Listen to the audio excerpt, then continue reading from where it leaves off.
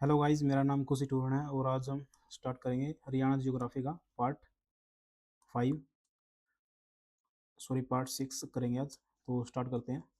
Important रहने वाला है और थोड़ा काफ़ी लंबा भी होगा ये। काफ़ी सारी चीज़ें आप देखोगे ट्रैक के साथ।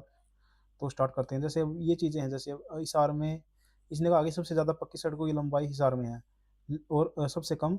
ये तो बात ठीक है पंचकुला, क्योंकि पंचकुला सबसे मतलब छोटा सा जिला है, तो हो सकता है कि लंबाई वहाँ पर कम हो। लेकिन जो ये बात इसने कही कि हिसार जो है अब दो भागों में जो टूट गया है कि अस्सी में और हिसार में, तो ये बात अभी मैं लागू नहीं करता, तो ये ठीक है। और सबसे घनत्व सड़क घनत्व वाला जो वो है अम्बाला, और सबसे कम जींद है। और ये पानीपत फ्लाईओवर में पता ही है, जो सबसे लंबा पुल है। उसके बाद जो ये मैंने पहले देख लिया था कि नेशनल हाईवे 9 जो है, और क्या नाम है, नेशनल हाईवे 10 जो है वो पहले उसका नाम था। तो नेशनल हाईवे 9 कौन सा था? ये था, ये जैसे फाजुली का तक वो जो जाता था, कौन सा वो है, दिल्ली से फाजुली का तक, जज्जर होते हुए रोहतक, हिसार, आंसी, हिसार, फतेहाबाद, और क्या नाम है, सिरसा, डबवाड़ी, ऐसे। ये हो गया Haryana roadways engineering corporation. Haryana roadways engineering corporation की स्थापना हुई थी 1987 में। और हाँ, ये देखो, ये इंपॉर्टेंट है थोड़ी सी कि जब मतलब कि सीएनजी से ही क्या होता है, उदय उदय होता है। सीएनजी से ही क्या होता है, उदय होता है। और जब मतलब कि ड्राइवर यानी सारथी यानी कि ड्राइवर, वो बोला कि मैं तो एसी की बस में ही बैठूंगा भाई, एसी की बस में ही बैठूंगा। और आम आदमी जो हरियाणा का, वही गौरव गौरव तो वही बढ़ाता है और कोई नहीं बढ़ाता। जो आम आदमी है गौरव हरियाणा का, वही गौरव बढ़ाता है और कोई नहीं बढ़ाता। और हरियाणा शक्ति, हरियाणा शक्ति यानी कि जो हरियाणा शक्ति यानी जब पावर होगी ना, पावर होगी तो क्या होगा, पावर होगी तो तेज गति से चलेगी बस, मतलब कि वही है बस। शक्ति होगी तो तेज गति से चलेगी बस। हाँ, जो दिल्ली मुंबई इंडस्ट्रियल कॉरिडोर है, उसके अनुसार जो हरियाणा का जो 66% भाग इसमें कवर है। और ये हमें पता है, देखो सोनीपत में मुरथल में क्या होगा, भारी वाहन चालक प्रशिक्षण केंद्र क्यों होगा? क्योंकि वहीं पर वो जो नेशनल हाईवे 44 है, नेशनल हाईवे 44 या जीटी रोड, जिसको किसी ने कहा था, वो ओकलैंड ने कहा था, ओकलैंड ने क्या कहा था उसको, सॉरी, ओकलैंड ने क्या कहा था उसको, जीटी रोड कहा था। ये थोड़ी सी पीछे वाली थी। और क्या नाम है, मुरथल, मुरथल में ही होगा, क्योंकि भारी वाहन वहीं पे चलते हैं। और फिर क्या, हेरिटेज ट्रांसपोर्ट म्यूजियम, इसको इतना ही इम्पोर्टेंट नहीं है। आगे चलो। अब आ गया वायुयान। वायुयान देखो अब, जो हिसार का वायुयान है वो महाराजा अग्रसेन उसका नाम है। और विश्व का, ये तो चलो छोड़ो इस बात को। हाँ, ये आगे देखो इम्पोर्टेंट। जो हरियाणा में क्या है, 4 अड्डे हैं, सिविलियन एयरपोर्ट और नागरिक अड्डे। कैसे याद करोगे कि करनाल, कर्ण से क्या हुआ, कर्ण से पिंजरे में नहीं रहा गया, कर्ण से पिंजरे में नहीं रहा गया, तो उसने क्या किया, भिवानी जी का नारा लगा दिया बस, भिवानी जी का नारा लगा दिया। कर्ण से नहीं, पिंजरे में नहीं रहा गया, तो उसने क्या कर दिया, भिवानी जी का कमरा, वो क्या नाम, नारा नारा लगा दिया। और गाड़ी दे दी बहन। आगे आपको पता ही है, बाहर आगे आपको पता है क्या लिखा हुआ है ये। और गाड़ी दे दी थी। तो फिर जो राष्ट्रपति द्रौपदी मुर्मू थी, उसने कौन से, राफेल कहाँ पर है, ये अम्बाड़ा में है, अम्बाड़ा में। देखो यार, अम्बाड़ा, अम्बाड़ा। अब एक हवाई पट्टी है हरियाणा में, कौन सी है, बूंदी सी हवाई पट्टी, ऐसे याद करो, बूंदी सी हवाई पट्टी है। सिल्लोखेड़ा है, सिल्लोखेड़ा हवाई पट्टी बूंदी सी है। और सूली खेड़ा, देखो हरियाणा, प्रियंका जो सूली पर चढ़ चढ़ गई थी, वो सूली पर चढ़ गई, चढ़ कर ही फतेह की थी उसने। कमर्शियल पायलट मतलब कि प्रियंका जो है वो सूली पर चढ़ गई थी, तभी फतेह कर पाई थी किसको, पायलट को, पायलट बनने की जिद को। ये पानीपत हो गया, अवनी चतुर्वेदी। और 3 जो सेंटर है हमारे पास, civil centre, civil aviation centre है, 3 है। पिंजरे वाला करना, तो करण तो आपको याद ही रहेगा, मतलब कि पिंजरे वाला, अब जो करण करण है जो पिंजरे में नहीं रहेगा। और ये अड्डे भी हैं दोनों। अब हिसार एक एयरपोर्ट है, हिसार अगरसेन। तो सारी बातों का सार ये है कि कर्ण जो है पिंजरे को, कर्ण जो है पिंजरे में नहीं रह पाता बस। अब इंपॉर्टेंट चीज़ शुरू हो गई है, कृषि हो गई स्टार्ट हमारी। इसमें बहुत सारी ट्रिक हैं और बहुत सारा ट्रिक भी है और आपको याद भी रहेंगी वो चीज़ें। देखो ये तो हमें याद ही है, 44,212 है और फिर 17,070, 17,070 ऐसे याद करो, 17,070 मील में हो गया। अब ये मिलियन हेक्टेयर 4.42 हो गया, 4.42। इसमें इम्पोर्टेंट नहीं है, देखो ये सारी चीज़ें जो हैं इम्पोर्टेंट नहीं है कुछ भी, तो मैंने इसको इसलिए छुटवा दिया। अब केंद्रीय खाद्यान्न भंडारण क्षेत्र यानी कि अब जो दूसरा नंबर है भारत का, पहला पंजाब का है, दूसरा हरियाणा का है खाद्य भंडारण में। अब देखो गेहूँ गेहूँ जो जौ और गेहूँ तो एक साथ ही होंगे। अब ये है रबी की फसल और क्योंकि अपने अपने यहाँ पर सरसों भी उगाई जाती है, बरसिम और सरसों, आलू भी हमें पता ही है। अब ये चीज़ें हैं दो, ये तीन चार चीज़ें तो कैसे याद करोगे? देखिए जाड्डे में जो भी चने और मटर खाता है, चने और मटर उसी को राही मिलती है। जाड्डे में जो भी चने और मटर खाएगा उसी को राही मिलेगी।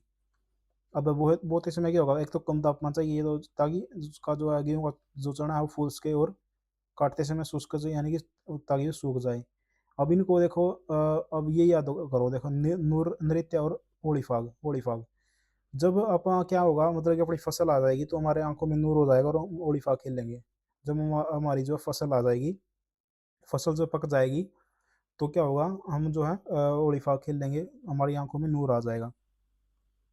इनको आषाढ़ी फसलें बोलते हैं क्योंकि ये आषाढ़ी फसलें मतलब कि आषाढ़ के उसमें महीने में बोई जाती हैं, इसलिए आषाढ़ी फसलें, और अक्टूबर नवंबर को ही आषाढ़ बोलते हैं, अक्टूबर नवंबर को आषाढ़ बोलते हैं। काटी जाती हैं मार्च अप्रैल में यानी कि चैत के महीने में इनको काटा जाता है। और अब ये आ गई, हाँ बैसाखी, यानी कि हमारी साख ही क्या है, देखो जब कट गर्भ फसल आ गई ना, जब गर्भ फसल आ गई वही हमारी साख होती है। ऐसे याद करो कि हमारी साख वही है कि भाई हमारी आन बान शान या फिर यह साख जो है वही है कि हमारी गर्भ फसल आ गई। ऐसे याद करो। अब आ गई खरीफ की फसल, खरीफ की फसल ये आएगी खरीफ अ, मतलब कि जो सावन के महीने में होती हैं, जैसे जीरी वगैरह होगी, जीरी या फिर आप धान कह लो। बोते समय देखो आर्द्रता यानी कि नमी चाहिए, नमी तो चाहिए क्योंकि पानी में लगाई जाएगी, और उस तापमान तो होता ही क्योंकि जून में गर्मियों में लगाई जाती है। अब इनको सावणी सावणी फसल भी कहते हैं क्योंकि सावन के महीने में इनको लगाया जाता है, सितंबर अक्टूबर को।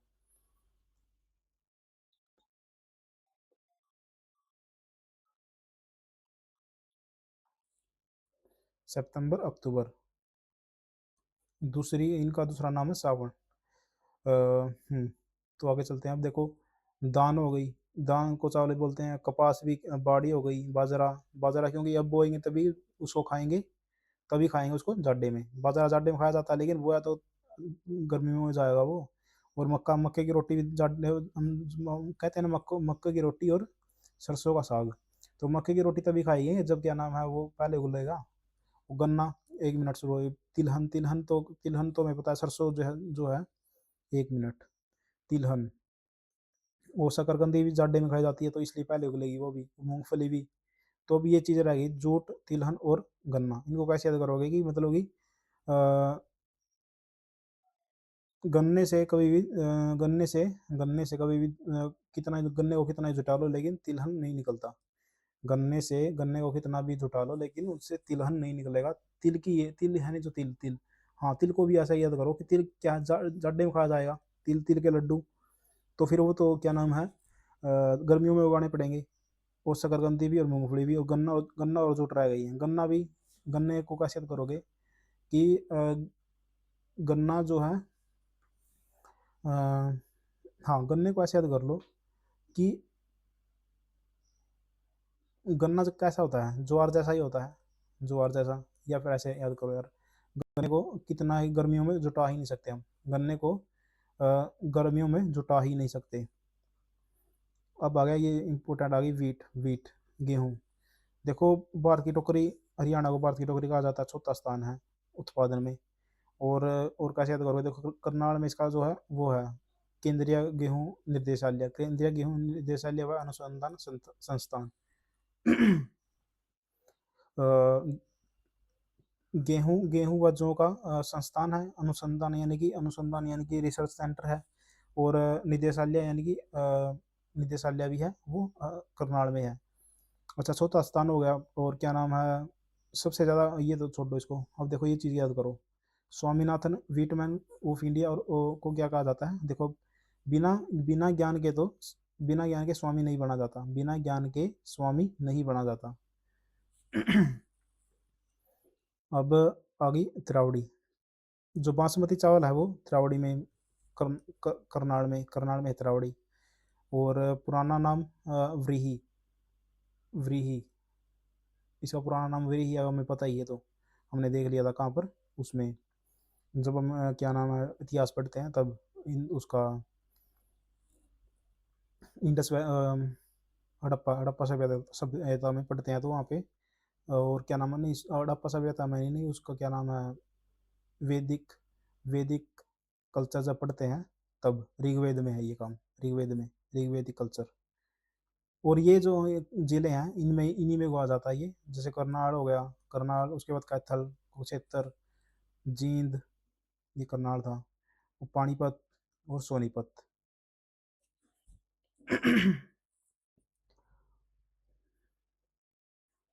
हाँ देखो, 8,000 पर एकड़ दिए जाएंगे यदि कोई दान की जगह कोई दूसरी जगह लाएगा, उसको बोलेंगे मेरी, मेरा पानी मेरी विरासत। और कैथल में ही सबसे, कैथल में सबसे ज़्यादा मील है। उगाया तो जाता है, देखो बासमती सबसे ज़्यादा तो करनाल में उगाया जाता है ये, क्या नाम है, जो चावल है। और क्या नाम है लेकिन जो मील है वो कैथल में है। और बासमती चावल का सबसे ज़्यादा निर्यात भी क्या नाम इससे होगा। लेकिन बासमती चावल सबसे ज़्यादा इसमें उगाया जाता है करनाल में, उत्तरावड़ी में। ऐसे याद करो कि बासमती की रोटी करनाल में मिलेगी, बासमती की रोटी रोटी जो है रावड़ी, रावड़ी जो है बासमती करनाल में मिलती है। और एक्सपोर्ट यहाँ से होगा ज़्यादा बासमती जो कैथल से। और सबसे प्रथम स्थान है एक्सपोर्ट में। अब आ गया अभी आएगा कपास। कपास को कैसे याद करोगे, देखो पल पल में, पल पल तुम सिर के पास रहते हो, सिर के पास पल पल, पल पल तुम सिर के पास, पास रहते हो, ऐसे याद करो, गाना है कि ये। तो अब देखो, एक तो अब सिरसा में ही होगा, एक तो सिरसा में क्या होगा, इसका अनुसंधान यानी कि रिसर्च सेंटर इसका कहाँ पर होगा, एक तो सिरसा में ही होगा और एक नागपुर में है, महाराष्ट्र में। अब आ गया शुगर केन। शुगर केन देखो, क्या क्या नाम है, करनाल में क्या हो गया, एक तो गेहूं हो गई करनाल में, और क्या नाम है वो भी इसी में होगी, वीट भी इसी में हो गई। तो वीट और राइस तो करनाल में हो गया। गन्ना जो है, ये गन्ना कहाँ पे होगा, यमुनानगर में। यमुनानगर में क्यों होगा, क्योंकि यहाँ पे यमुना बहती है, इसलिए सबसे बड़ा इसमें होगा। गन्ना प्रजनन केंद्र भी यहीं पे है, ये सॉरी, गन्ना प्रजनन केंद्र करनाल में। और कौन से हैं और कौन से, एक तो इसमें था, क्या नाम है, वीट था एक तो, वीट अनुसंधान केंद्र था एक। और और भी था इसमें, वीट वाला ही था। और गन्ना प्रजनन केंद्र, गन्ने का भी इसी में है करनाल में, ये याद रखो। और मक्का, मक्के को कैसे याद करोगे, मक्के को याद करो कि मक्के को पाँच पाँच कुल खाते हैं, पाँच कुल खाते हैं मक्के को। बाजरा व चना, बाजरा व चना तो अब देखो, ये बाजरा व चना नानी, नानी बड़ी उगाती थी, सबसे सबसे ज़्यादा नानी के वहाँ पर। हम जब नानी के घर जाते थे, भिवानी यानी कि नानी, भिवानी यानी कि नानी, हम जब नानी के घर जाते थे वो बाजरा और चना उगाती थी। और नानी के गढ़ में, नानी के गढ़ में रस बड़ा होता था, सरसों यानी कि रस। नानी के गढ़ में, नानी जो है क्या उगाती थी, एक तो बाजरा और चना बहुत उगाती थी। लेकिन नानी के गढ़ में है ना, अब तो नानी उगाती थी वो तो खुद, लेकिन उसके गढ़ में, उसके यानी कि महेंद्रगढ़ भी आ गया उसके साथ, उसके उसके गढ़ में रस बड़ा होता था। अब आ गया ये ज्वार, जो है ज्वार किस में होगी, रोहतक और रेवाड़ी में। अ, तो कैसे याद करोगे, देखो, रोहतक के आदमी जब भी रेवड़ी खाते हैं, जब भी रेवड़ी खाते हैं, उनको ज्वार यानी कि जवर, उनको तभी ज्वार हो जाता है, मतलब कि बुखार हो जाता है। आलू, आलू कहाँ पे उगाया जाएगा सबसे ज़्यादा, करनाल में शायद, नहीं सॉरी, कुरुक्षेत्र में। कैसे याद करोगे, और सबसे ज़्यादा उगाई जाने वाली सब्जी है ये, आलू। और देखो कैसे याद करोगे, कुरुक्षेत्र में सबसे ज़्यादा आलू जो है, इसके साथ धनिया भी आएगा, मेरे हिसाब से धनिया भी आना चाहिए इसके साथ। कुरुक्षेत्र के साथ ये रहा, देखो कुरुक्षेत्र में धनिया भी है। तो आलू आलू और धनिया जो है कौरवों ने अपने क्षेत्र में सबसे ज़्यादा उगाया था। और जो आलू का जो मेला है ना, इतना शाम को आलू के मेले में इतनी भीड़ लगती है कि लोग जो खड़े खड़े नीले हो जाते हैं, लोग जो खड़े खड़े नीले हो जाते हैं, इतनी भीड़ लगती है शाम के आलू के मेले में। शाम को आलू का मेला लगता है, तो खड़े इतना भीड़ लगती है कि वहाँ पर खड़े खड़े लोग जो है नीले हो जाते हैं ये। और प्रौद्योगिकी सेंटर जो है पोटैटो का, वो करनाल में है। देखो करनाल में हमने वीट का देख लिया, वीट का है। और गन्ने का देख लिया, शुगर केन। अब एक और आ गया, क्या नाम है, आलू का। आलू का टेक्नोलॉजी सेंटर है इसका। और शुगर केन का प्रजनन केंद्र वही है, मतलब कि प्रजनन केंद्र। अब आ गया प्याज। प्याज जो है अम्बाड़ा और गुरुग्राम। यानी कि गुरु गुरु ने गुरु के जो आम थे, गुरु के जो आम थे वो भी प्याज जैसे थे। गुरु ने जो मुझे आम दिए ना, वो भी गुरु जो भी आम देता है ना, वो भी प्याज ही लगते हैं, ऐसे याद कर लो। और मशरूम या फिर खुम्बी कैसे याद करोगे कि खुबड़ू की खट्टी खूंबी लिखो यहाँ पे। खट्टी क्यों लिखोगे, देखो यहाँ पे आ गया, देखो ये आ गया खट्टे रस, ये भी खट्टे रस सोनीपत। तो खुम खुम खुबड़ू खुबड़ू की खट्टी खूंबी लिखो यहाँ पे। खट्टी खूंबी भी सोने जैसी होती है, क्योंकि बहुत महंगी होती है ये, इसलिए। और सोनी ओ सॉरी गोभी भी आ गया, गोभी भी आ गया। तो कैसे याद करोगे कि मतलब कि खुबड़ू की खट्टी खूंबी और गोभी सोने के समान होती है। खुबड़ू की खट्टी खूंबी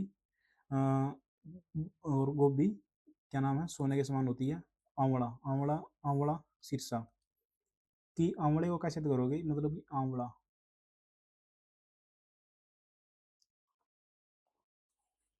सिरसा। सिरसा यानी कि कोई सिर कटाने से कोई आंवला आपको नहीं देगा, सिर कटाने से कोई आपको आंवला नहीं देगा। अब आ गया गुरुग्राम में मेथी था। कैसे याद करोगे मेथी। हाँ। अब देखो एक चीज बताई थी मैंने यहाँ पे कि गुरु ने क्या दिया था, गुरु ने आम दिए थे। गुरु के आम जो है प्याज प्याज वगैरह प्याज जैसे, प्याज गुरु के आम तो प्याज जैसे लगते हैं, लेकिन फिर उन्होंने मुझे मेथी दी। गुरु ने गुरु के आम जो हैं कैसे लगते हैं, प्याज मेथी जैसे लगते हैं, ऐसे कर लो। गुरु के जो आम है वो प्याज मेथी जैसे लगते हैं। और सोनीपत की खट्टी गोभी सोने के समान होती है। उसके बाद उसके जो यमुनानगर, देखो यमुनानगर में एक तो मिर्च मिर्च होगा, एक होगा हल्दी।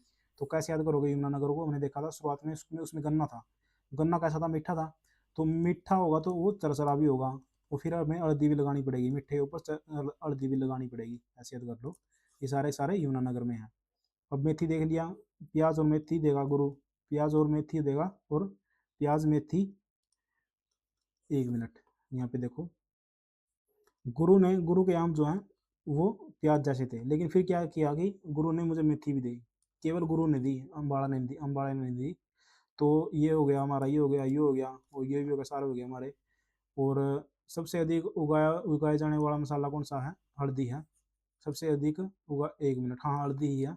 और हल्दी का सेंटर कहाँ पे होगा, हल्दी प्रोसेसिंग प्लांट जो है ये रादौर है, यमुनानगर में है। और अब आ गया आम। ये इंपॉर्टेंट है भाई आज की जो, हाँ, मतलब कि कौन सा फल कहाँ पे उगाया जाता है। आप कैसे याद करोगे मैं बताऊंगा आपको।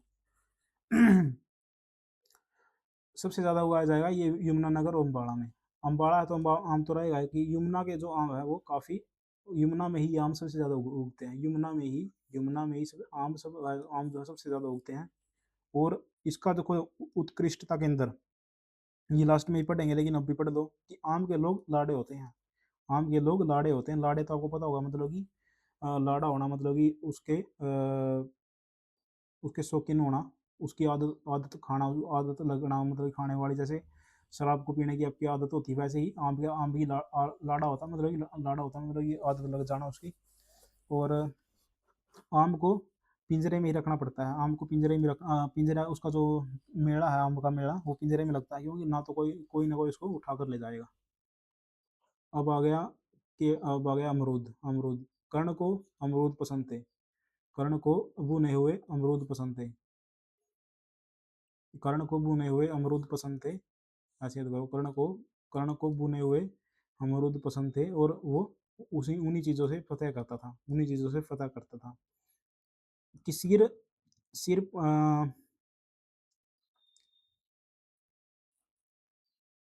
सिर क्या नाम है, सिर सिर देकर कोई सिर, मतलब कि चक्कू, चक्कू से सिर को उड़ा दूं। हाँ, ऐसे याद करो कि चक्कू से, चीकू यानी चक्कू से क्या, सिर सिर सिरसा यानी सिर को उड़ा दूंगा, आड़ू यानी कि उड़ा दूंगा।